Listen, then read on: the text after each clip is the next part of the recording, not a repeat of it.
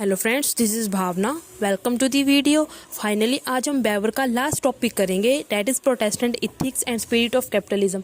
ठीक है ना। वीडियो को स्टार्ट करने से पहले, टॉपिक को पढ़ाने से पहले जरा देख लेते हैं कि PYQ में इस टॉपिक से किस तरह के क्वेश्चन पूछे गए हैं। ओके, मेनली 3 क्वेश्चन पूछे गए हैं इस टॉपिक में से। 2008 में, 15 में और 18 में आया है अभी तक। ठीक है ना। पहला क्वेश्चन कौन सा पूछा गया है? Using Weber's theory discuss what ethical and religious ideas product capitalism in certain societies and how. यहाँ पर प्रोडक्ट नहीं, प्रोड्यूस आना होगा। ठीक है ना। Produce capitalism in certain societies and how. आगे क्वेश्चन है हमारे पास 2015 में जो आया है वो है discuss the role of Calvinist ethic in the development of capitalism. उसके बाद 2018 में आए हैं distinguish between the facts and values in Weber Protestant ethic and spirit of capitalism. Okay, अब जब हम टॉपिक करेंगे तब आप टॉपिक को मैं आपको इससे इतनी अच्छी तरह से करवा दूंगी आप ना सक्षम हो जाए ये तीनों क्वेश्चंस के आंसर लिखने के लिए। ओके, चलो स्टार्ट करते हैं अपना टॉपिक। ठीक है ना। देखिए, जो ये थ्योरी है ना हमारे पास, Protestant ethic and spirit of capitalism, ये दी किसने है? बेवर ने दी है। ठीक है ना। इसमें बेवर ने जो है क्या किया है, इसमें बेवर ने केयरफुली जो स्टडी की है किससे रिलेटेड, कि क्या रिलेशन है प्रोटेस्टेंटिज्म में and development of modern capitalism में। ठीक है ना। मतलब कि इन दोनों में क्या रिलेशन है, मतलब प्रोटेस्टेंटिज्म में और कैपिटलिज्म में जो है किस तरह का रिलेशन है, उसको स्टडी किया है इसमें जो थ्योरी में। समझ में आया? अब ये प्रोटेस्टेंटिज्म क्या है? जो प्रोटेस्टेंट है ये एक ब्रांच है क्रिश्चियनिटी की। क्रिश्चियनिटी के में हमारे पास होते हैं, एक होते हैं कैथोलिक्स, एक होते हैं हमारे पास प्रोटेस्टेंट्स, एक और होते हैं वो अभी मेरे दिमाग में नहीं आ रहा। ठीक है ना। जो यहाँ पर प्रोटेस्टेंट है वो क्या है, हमारे पास एक ब्रांच है क्रिश्चियनिटी की। ठीक है ना। अब हम यही पढ़ेंगे इस टॉपिक में कि कैसे जो है जो प्रोटेस्टेंट इथिक्स हैं, जो प्रोटेस्टेंट जो एक ब्रांच है क्रिश्चियनिटी की, उनके उनके ग्रुप्स के जो रूल्स एंड रेगुलेशंस है वो किस तरह से जो है कैपिटलिज्म को डेवलप होने में मदद करते हैं। ठीक है ना। अब यही पढ़ेंगे इसमें। ठीक है। अब पहले देख लेते हैं कि प्रोटेस्टेंट इथिक क्या है। ठीक है। अब जो बेवर हैं उन्होंने ऑब्जर्व किया, प्रोटेस्टेंट तो मैंने आपको बता दिया कि क्या है, एक ब्रांच है क्रिश्चियनिटी। इथिक्स क्या होते हैं, उनके जो पर्टिकुलर क्रिश्चियनिटी की ब्रांच है उनके क्या रूल्स वगैरह हैं। ठीक है, क्या नॉर्म्स हैं उनके, वही होते हैं इथिक्स। ठीक है। अब देखिए, बेवर ने ऑब्जर्व किया सम प्रोटेस्टेंट ग्रुप्स, कुछ प्रोटेस्टेंट ग्रुप्स हैं हमारे पास जैसे कि कैल्विनिस्ट इम्फेसाइज वैल्यूज। जो प्रोटेस्टेंट ग्रुप्स होते हैं वो मेनली इम्फेसाइज करते हैं किन बातों पर, वो इम्फेसाइज करते हैं हार्ड वर्क पर एंड फ्रूगैलिटी। फ्रूगैलिटी मीन्स कि मनी को वेस्ट नहीं करते, वो केयरफुली मैनेज करते हैं मटेरियल्स को। ठीक है ना। और मेनली जो है ये हार्ड वर्क करके प्रॉफिट कमाना चाहते हैं। ठीक है ना। They believe that by working diligently and saving money. जो प्रोटेस्टेंट है वो बिलीव करते हैं कि जब हम जो है अच्छी तरह से जो है लगन से जो काम करेंगे और मनी को सेव करेंगे, they could demonstrate their devotion to God. इस तरह जो है वो गॉड के प्रति अपनी जो डिवोशन है उसको जो है क्या करेंगे, उसको डेमोस्ट्रेट करेंगे, प्रदर्शित करेंगे एक तरह से। ठीक है ना। समझ आ गया प्रोटेस्टेंट इथिक क्या है? प्रोटेस्टेंट मतलब कि एक जो है हमारे पास ये क्रिश्चियनिटी की ब्रांच है। प्रोटेस्टेंट में हमारे पास बहुत सारे ग्रुप्स आ जाते हैं, उनमें से कैल्विनिस्ट भी एक ग्रुप है। ठीक है ना। ऐसे समझ आ गया। इथिक्स मतलब कि रूल्स और जो नॉर्म्स है उस पर्टिकुलर ग्रुप के। ओके, उसके बाद देखिए स्पिरिट ऑफ कैपिटलिज्म में Weber argue that this Protestant ethic indirectly contributed to the rise of capitalism. अब जो बेवर हैं वो कह रहे हैं कि जो ये प्रोटेस्टेंट इथिक्स है ना, मतलब कि जो प्रोटेस्टेंट वाला ग्रुप है उनके जो रूल्स या नॉर्म्स हैं वो इनडायरेक्टली कंट्रीब्यूट करते हैं to the rise of capitalism. मतलब कि इनडायरेक्टली जो है वो राइज करते हैं कैपिटलिज्म, मतलब कैपिटलिज्म को राइज करने में मदद करते हैं। ठीक है ना। People who follow these values, वो लोग जो इन वैल्यूज को फॉलो करते हैं, were more like to invest their money. वो क्या करते हैं, अब जो है प्रोटेस्टेंट के जो है कुछ रूल्स हैं। ठीक है ना।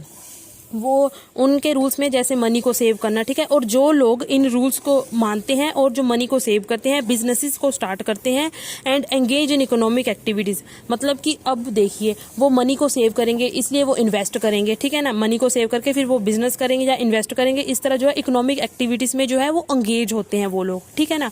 ओवर द टाइम जो है दिस बिहेवियर, कि उनका जो बिजनेस चलाने वाला बिहेवियर है, मनी को सेव करके बिजनेस करना या कुछ इकोनॉमिक एक्टिविटीज करना, help to fuel the growth of modern capitalism. इनसे जो है इनडायरेक्टली जो है कैपिटलिज्म के ग्रोथ में मदद मिलती है। ठीक है ना। अब आपको इन डिटेल जाएंगे, अब आपको थोड़ा मोटा मोटा आइडिया लग गया होगा कि इसमें क्या पढ़ेंगे। इसमें हम देखेंगे किस तरह जो प्रोटेस्टेंट इथिक्स है वो कैपिटलिज्म को ग्रो करता है, राइज होने में मदद करता है। समझ में आ गया? चलो स्टार्ट करते हैं। अब पेपर पॉइंट ऑफ व्यू लिखा है मैंने यहाँ पर, ठीक है, नीचे देखिए। Weber's theory of Protestant ethic and spirit of capitalism is contained in his the theory the Protestant ethic and spirit of capitalism 1904। मतलब कि जो Protestant ethics and spirit of capitalism की थ्योरी है वो किस में दी हुई है, उसकी बुक कौन सी बुक का नाम है, ये इसको याद रखना और पेपर में एज इट इज ही लिख के आना है, ठीक है ना।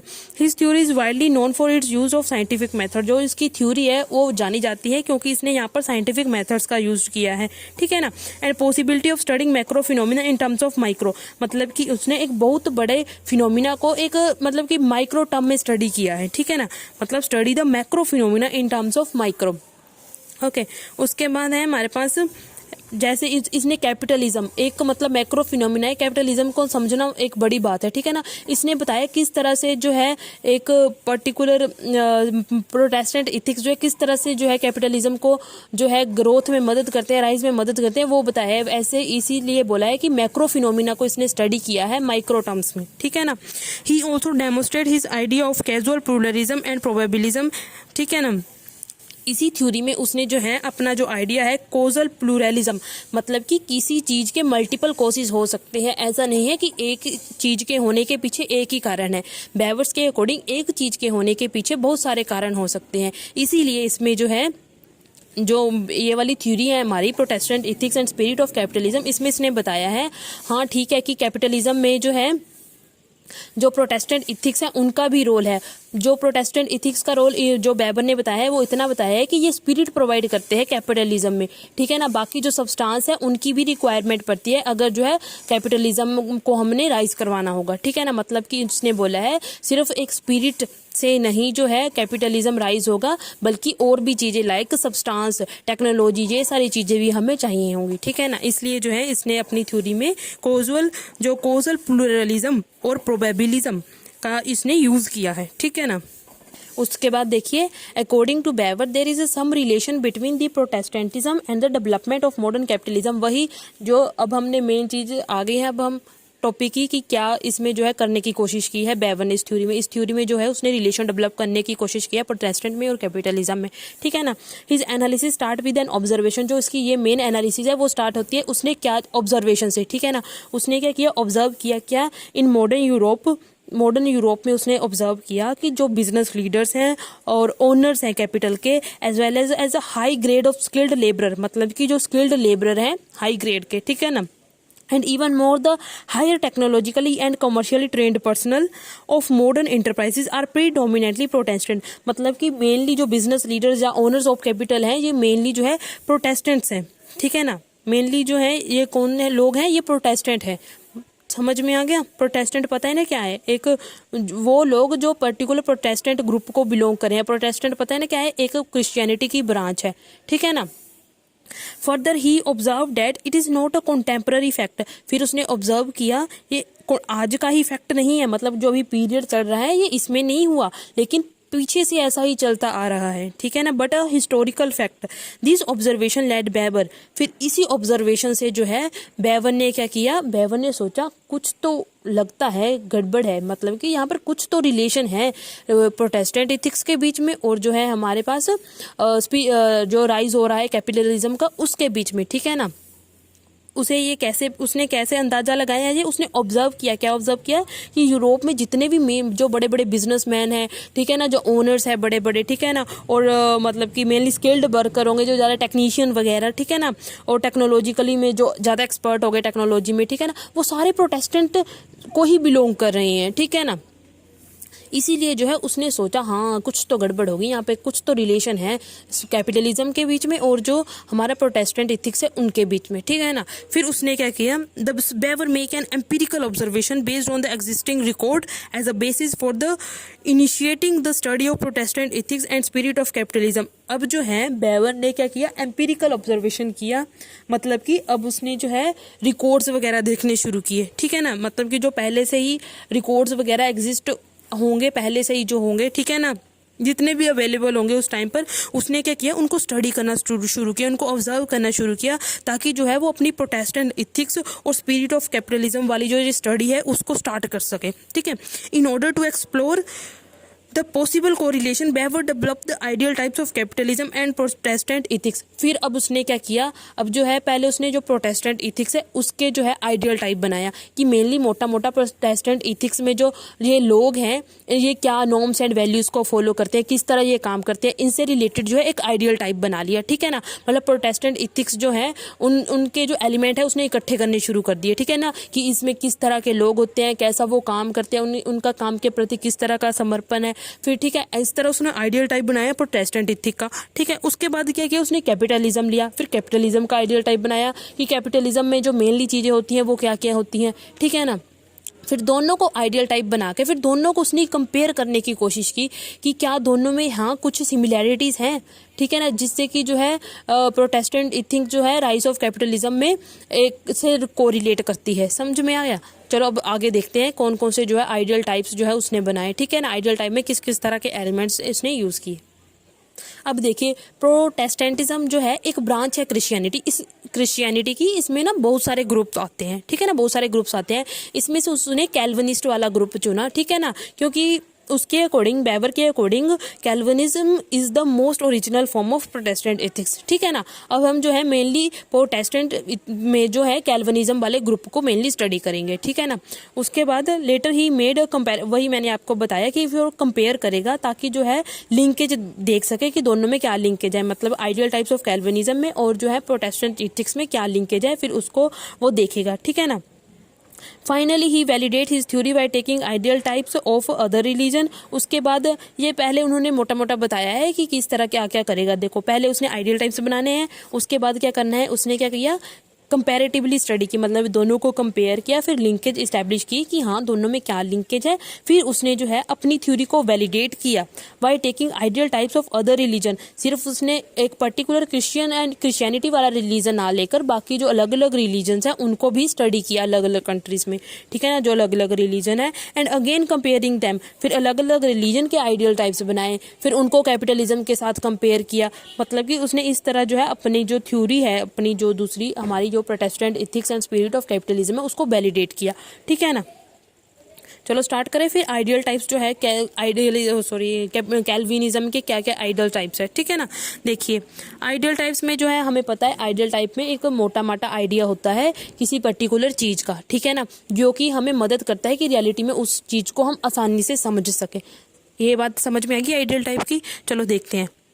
अब कैल्विनिज्म का आइडियल टाइप क्या है हमारे पास, डॉक्ट्रिन ऑफ प्रीडेस्टिनेशन, प्रीडेस्टाइन। ठीक है, डॉक्ट्रिन ऑफ प्रीडेस्टाइन में देखिए क्या लिखा है, in Calvinism some people are chosen by God to enter into heaven and nobody can know whether one is chosen or not. मतलब कि जो कैल्विनिज्म में जो मेनली लोग थे वो ये मानते थे कि जो हेवन में जाएगा या नहीं जाएगा वो पहले से ही प्रीडेस्टाइंड है, मतलब कि वो पहले ही तय हो चुका है, वो भगवान ने पहले ही तय कर दिया है कि कौन हेवन में जाएगा और कौन नहीं जाएगा। ठीक है ना, वही लिखा है in Calvinism some people are chosen by God, God के द्वारा कुछ लोग जो है वो चुने जा चुके हैं to enter into heaven and nobody can know whether one is chosen or not. और किसी को नहीं पता कि वो चुना गया है या नहीं गया है, ये नहीं पता, बस इतना पता है कि जो है चुने जा चुके हैं लोग गॉड के द्वारा। ठीक है ना, उसके बाद देखिए एसेक्टिसिज्म। पहले हम सिर्फ आइडियल टाइप पढ़ेंगे, फिर हम कंपेयर करेंगे किस तरह से जो है ये कैपिटलिज्म को राइज होने में मदद करता है। ठीक है ना, पहले हम देख लेते हैं मेनली एलिमेंट्स जो है आइडियल टाइप के। पेपर में ये सारा नहीं लिखा ना, बस इतना ही लिखना, डॉक्ट्रिन ऑफ प्रीडेस्टाइन। ठीक है ना, प्रीडेस्टिनेशन एंड एसेक्टिसिज्म। अगर ज़्यादा मार्क्स का है, अगर आपके पास टाइम है तो आप लिख सकते हो इसको भी अच्छे से समझा के। ठीक है, एसेक्टिसिज्म में देखिए जो Protestant ethics suggest strict discipline, मतलब कि इनमें जो है वो ऐसा माना जाता है कि जो है हमें जो है डिसिप्लिन रहना चाहिए विद नो इंजॉयमेंट, ना ही हमें कुछ फालतू लग्जूरियस जो चीज़ें होती हैं उन पर कुछ फालतू खर्चा नहीं करना चाहिए, कोई इंजॉयमेंट नहीं करनी चाहिए। हमें स्ट्रिक्ट डिसिप्लिन जो है उसको फॉलो करना चाहिए और अपना काम करते रहना चाहिए। And more hard work for the glory of God, मतलब कि यही जो है हमारी जो है एक तरह डिवोशन को दर्शाता है। ठीक है ना, गॉड के प्रति हमारी डिवोशन को दर्शाएगा जब हम जो है हार्ड वर्क करेंगे, सेल्फ डिसिप्लिन्ड रहेंगे। ठीक है ना, उसके बाद है all work is sacred, Calvinism में जो है सभी काम को जो है सैक्रेड माना गया है, ठीक है ना। कोई भी काम है उसको शिद्दत से करो, उसको पूरी ऑनेस्टी से करना है, ऐसा रूल्स जो नॉर्म्स एंड वैल्यूज में कहा गया है, ठीक है ना। Work is not merely work, इसमें बोला गया है कि वर्क सिर्फ काम नहीं है, इट इज अ कॉलिंग और अ मिशन। इसको जो वर्ड्स हैं इनको ऐसे ही नोट डाउन करना, ठीक है ना। इट इज अ कॉलिंग और a mission and should be done with devotion for the glory of God, और जो है हमें उसे पूरे अच्छे भाव से करना चाहिए जो भी हमें काम मिले, ठीक है ना। For the glory of God, मतलब कि एक तरह से जो है अच्छा काम करके जो है हम गॉड के प्रति अपनी रिस्पेक्ट शो करते हैं, ठीक है ना। उसके बाद है God created the world for his own glory, कह रहे कि गॉड ने जो ये पूरा वर्ल्ड बनाया है वो अपनी ग्लोरी के लिए बनाया है। मतलब कि गॉड जो है वो क्या है, वो अननोएबल है, उनको कोई नहीं जान सका है आज तक, ठीक है ना। भगवान जो है वो क्या है, गॉड जो है वो क्या है, वो अननोएबल है, ठीक है ना। उसके बाद देखिए God created the world for his own glory का मतलब यहाँ पे ये है, it means that God made the world to show how amaze and great he is, ठीक है ना। गॉड जो है मेड द वर्ल्ड, क्यों, to show how amaze and great he is, and God created everything to demonstrate, जो भी भगवान ने बनाया है, गॉड ने बनाया है, वो ये डेमोस्ट्रेट करने के लिए बनाया है, to demonstrate his power and goodness and importance. Okay, समझ में आया। और जो है गॉड को जानना मुश्किल है, ठीक है ना। God is deemed as unknowable and people cannot fully comprehend or know everything about him, ठीक है ना। लोग जो है उनके बारे में बिल्कुल अच्छी तरह से उनको नहीं जान सकते।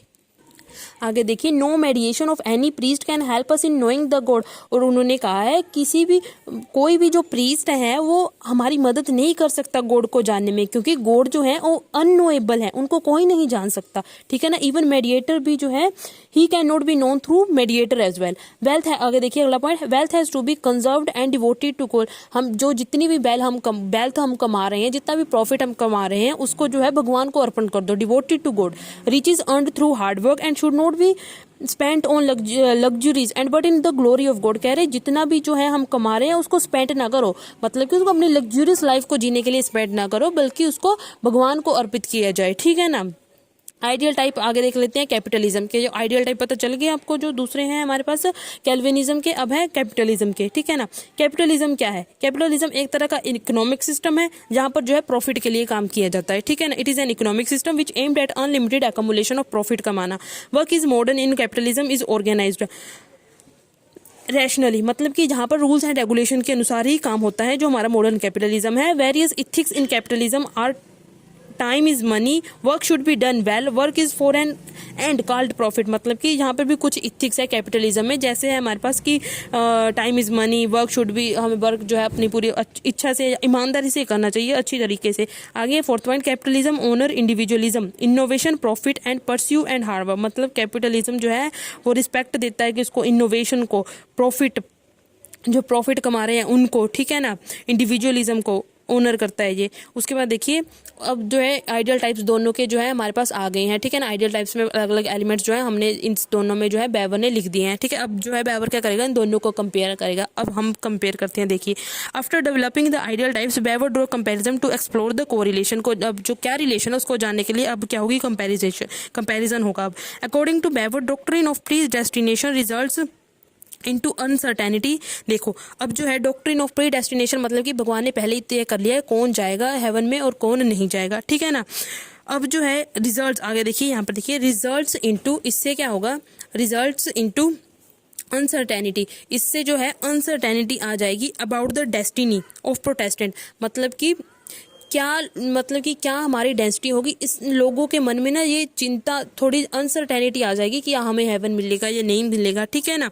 अबाउट द डेस्टिनी, अनसर्टेनिटी आ जाएगी किसके बारे में, डेस्टिनी के बारे में, मतलब हेवन मिलेगा या नहीं मिलेगा of Protestant. Resulting into anxiety, जब वो है वो सोचने लगेंगे फिर उनको टेंशन होने लगेगी, एग्जाइटी होने लगेगी। जब एग्जाइटी होने लगी फिर क्या करेंगे, वो एग्जाइटी को कम करने के लिए फिर पता क्या करेंगे, to elevate this anxiety they believe that, फिर वो क्या करेंगे, वो मानने लगेंगे that work diligently and accumulating wealth, कि जब हम जो है हार्ड वर्क करेंगे, अच्छी तरीके से मेहनत करेंगे, ठीक है ना, वो जो है वेल्थ को एक्यूमुलेट करेंगे, तब जो है वो एक तरह का साइन होगा कि हम जो है उन लोगों में से हैं जो जिसको भगवान ने चूज किया है, ठीक है ना, फॉर साल्वेशन, मोक्ष के लिए जो है, साल्वेशन के लिए है, जिनको भगवान ने चूज किया है, ठीक है ना। समझ में आ गया। अपनी एंग्जाइटी को दूर करने के लिए फिर वो ऐसा मानने लगेगी जो व्यक्ति हार्डवर्क करेगा, अपने काम के लिए समर्पित होगा, प्रॉफिट कमाएगा, वही जो है भगवान जो है उसी को मोक्ष की प्राप्ति करेंगे, ठीक है ना। That person is chosen by God for salvation, ठीक है। इस तरह से जो है कैल्विनिज्म प्रमोट करता है, सॉरी ये तो हो गया हमारे पास प्री डेस्टाइंड वाला। किस तरह से जो प्री डेस्टाइंड है वो जो है लोगों को काम करने के लिए प्रेरित करता है, प्रॉफिट कमाने के लिए प्रेरित करता है, और जो प्रॉफिट कमाना जो है वो किसका एलिमेंट है, वो कैपिटलिज्म का एलिमेंट है, ठीक है ना। हो गया कोरिलेट दोनों में। उसके बाद देखिए अब असेक्टिव लाइफ देखिए, कैल्विनिज्म प्रमोट करता है असेक्टिव लाइफस्टाइल। असेक्टिव लाइफस्टाइल में बोला जाता है कि सेल्फ डिसिप्लिन रहो, ठीक है ना, ज़्यादा मनी वेस्ट ना करो, लग्जरियस लाइफ जीना नहीं है, ठीक है ना। अब इससे क्या होगा, अगर पैसे सेव करेंगे तो इनोवेशन आएगी, मतलब कि वो जो बिजनेस आगे फर्दर बिजनेस को कंटिन्यू करने में मदद करेंगे वो पैसे, ठीक है ना। इस तरह जो है वो स्पेंडिंग करेंगे, स्पेंड नहीं करेंगे, वो इन्वेस्ट करने लगेंगे अब अपने मनी को, ठीक है ना। जब वो इन्वेस्ट करेंगे इससे जो कैपिटलिज्म प्रमोट होगा, ठीक है ना। कैल्विनिज्म प्रमोट करता है असेक्टिव लाइफ, जिससे क्या होगा, सेव एंड री इन्वेस्ट होगी उनकी money instead of spending it lavishly, ठीक है ना। जो वो हमारे पास कैपिटलिज्म का भी एक ये मेन पार्ट है, क्योंकि वहाँ पर बोला है मनी को इन्वेस्ट करना है, ठीक है ना कि स्पेंड करना है। उसके बाद है ऑल वर्क इज सैक्रेड, सारा काम जो है सैक्रेड है। कैल्विनिस्ट बिलीव करते हैं that work was not a way to serve God and this was a way, sorry not नहीं है, was a way to serve God and this attitude towards work and wealth accumulation laid the foundation of modern capitalism। वही लिखा है कि जो Calvinist है वो बोलते हैं कि काम करो, मेहनत लगाकर काम करो, ठीक है ना, और वेल्थ को इकट्ठा करो, ठीक है ना, वेल्थ को एकमुलेट करो। ये जो है एक तरह का फाउंडेशन बनाता है मॉडर्न कैपिटलिज्म के लिए, ठीक है ना। इस तरह जो है बेवर ने कंक्लूड किया, yes there is a relation between Protestant ethics and the spirit of capitalism. Elective affinity, देखा ना, ये थोड़ा कीवर्ड्स है, इनको ऐसे ही याद करना है। The Weber concluded there is an elective affinity of some elements between some elements of the Protestant ethics and the spirit of capitalism, ठीक है। Protestant ethics only provide spirit, जो हमारे, अब देखिए ये तो हो गया कंपैरिजन। अब जो है वो जो उसकी प्रोबेबिलिज्म वाली थ्योरी थी ना, मतलब कि कोजल प्लूरलिज्म, मतलब कि एक ही चीज के पर्टिकुलर दो, एक से ज्यादा कोज हो सकते हैं, ठीक है ना। अब उसको बताएगा, देखिए ये Protestant ethics only provide spirit, की जो प्रोटेस्टेंट इथिक्स है सिर्फ स्पिरिट प्रोवाइड करता है, ठीक है ना। देयर वर अदर फैक्टर्स, वहाँ हमारे पास जो है और ज्यादा फैक्टर्स भी हैं बेवर के अकॉर्डिंग, जो कि कैपिटलिज्म को राइज होने में मदद करते हैं, like substance in the form of, हमें कैपिटल की रिक्वायरमेंट पड़ती है, हमें टेक्नोलॉजी भी चाहिए कैपिटलिज्म को राइज करने में, ठीक है ना। उसके बाद इसी तरह जो है बेवर जो है बिलीव करते हैं इन प्लूरैलिटी में ऑफ कॉसेज, ठीक है ना। Weber believe in plurality of causes in this theory as well dual variable exist, इस थ्योरी में भी उनकी जो है दो वेरिएबल्स एग्जिस्ट कर रहे हैं, in the form of spirit की फॉर्म में एंड सब्सटेंस की फॉर्म में, ठीक है ना। According to Weber only spirit that has been provided by Protestant ethics can not lead to practice of capitalism. वही घुमा फिरा के लिखा है कि स्पिरिट जो है वो अकेली राइज नहीं कर सकती कैपिटलिज्म को, उसके साथ सब्सटेंस भी चाहिए हमें, ठीक है, ठीक है ना। ये समझ आ गया। उसके बाद जो है अपनी जो है बेवर ने थ्योरी को वैलिडेट किया, ठीक है ना। अब जो है बेवर करेगा वैलिडेट थ्योरी। हमने पहले पढ़ा था कि बेवर वैलिडेट कैसे करेगा थ्योरी, वो ना अलग अलग जो कंट्रीज हैं उनके रिलीजन को जो कैपिटलिज्म के साथ कंपेयर करेगा, फिर देखेगा कि वहाँ पे जो रिलीजन है उससे जो है उनके रिलीजन के नॉर्म्स एंड वैल्यूज से भी जो है कैपिटलिज्म राइज हो रहा है या नहीं, ठीक है ना। जैसे इंडिया में जो है देखिए यहाँ पर लिखा है, in his book religion of India 1958 उन्होंने क्या किया, कंक्लूड किया, आइडिया ऑफ कर्मा धर्म एंड पुनर्जन्म prevalent in the prevent the rise of capitalism. अगर हम इंडिया की बात करें, यहाँ पे जो है मेनली जो है कर्म धर्म और पुनर्जन्म, इस बात ये आइडियाज जो है प्रेवलेंट थे हमारी सोसाइटी में, ठीक है ना, जो क्या करते हैं कैपिटलिज्म के राइज को प्रिवेंट करते हैं, ठीक है ना। In capitalism substance was there, India में सब्सटेंस तो थे कैपिटलिज्म के राइज होने के लिए, पर स्पिरिट नहीं थी, ठीक है ना। समझ में आ गया, इंडिया में क्या थे, सब्सटेंस थे, ठीक है ना, बट स्पिरिट नहीं थी। As there were many structural barriers in the form of caste, क्योंकि यहाँ पर बहुत सारे स्ट्रक्चरल बैरियर्स आ रहे थे, जैसे कास्ट के, और स्पिरिचुअल बैरियर्स भी आ रहे थे इन द फॉर्म ऑफ आइडियाज, ठीक है ना। हमारे पास स्ट्रक्चरल बैरियर्स भी आ रहे थे और स्पिरिचुअल बैरियर्स भी आ रहे थे, इसलिए जो है कैपिटलिज्म का राइज इंडिया में नहीं हो पाया। इस तरह उन्होंने चाइना में भी जो है उसके रिलीजन की स्टडी की, ठीक है ना। चाइना में जो है उन्होंने देखा, he conclude that despite the presence of developed economy, उन्होंने देखा हाँ इसके बावजूद भी मतलब कि वहाँ पर डेवलप्ड इकोनॉमी थी, ट्रेड थी, कॉमर्स थी, लेकिन द कन्फ्यूशियस इथिक्स, ये कन्फ्यूशियस, इनकी प्रोनाउंसिएशन देख लेना, ये एक एंशिएंट चाइनीज फिलोसफर्स थे, ठीक है ना। जो ये फिलोसफर्स थे, इनके जो इथिक्स थे वो जो है कैपिटलिज्म को राइज होने में थोड़ा परमिट नहीं करते थे, ठीक है ना। वही मतलब प्रिवेंट करते थे कैपिटलिज्म के राइज होने में, ठीक है ना। जो उनके इथिक्स थे, एज इट्स स्ट्रेस्ड, वहाँ पर जो है मेनली स्ट्रेस्ड दिया जाता था कलेक्टिव हार्मनी पर, ट्रेडिशनलिज्म पर और फैमिली ऑब्लिगेशंस पर, ठीक है ना। और लास्ट में उन्होंने एक और example the in case of Judaism, in his ancient Judaism 1952, इनमें इन्होंने लिखा कि जुडाइज्म या जुडाइस्ट, शायद यहाँ पे ये ही आएगा, ठीक है ना। इथिक्स जो है वहाँ पर elements which could have prompted capitalism, मतलब कि यहाँ पर सब्सटेंस थे, लेकिन जो है सॉरी गलत बोल दिया, यहाँ पर जो स्पिरिट थी वो थी, लेकिन यहाँ पर सब्सटेंस नहीं थे। मतलब कि कहीं पर स्पिरिट थी, कहीं पर सब्सटेंस नहीं थे, कहीं पर सब्सटेंस थे, कहीं पर स्पिरिट नहीं थे। इस तरह से जो कैपिटलिज्म का राइज नहीं हो पाया। और यहीं पर मैं अपना टॉपिक स्टॉप करती हूँ। That's it for today. मिलते हैं अपनी नेक्स्ट वीडियो में और नेक्स्ट थिंकर के साथ। तब तक के लिए stay tune and like, subscribe and share.